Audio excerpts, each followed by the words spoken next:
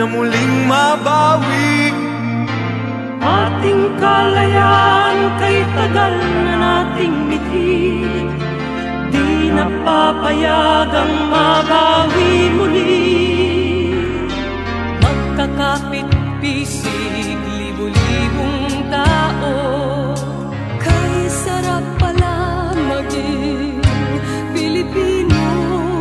Sama-sama iisa ang adhikain, kailanman di na maaalipin. Ang lulong Pilipino sa mundo, mapayapa para ang pagbabago. Katotohanan, kalayaan, katarungan ay kayang makamit na walang rahas. Basta't magkaisa tayong lahat.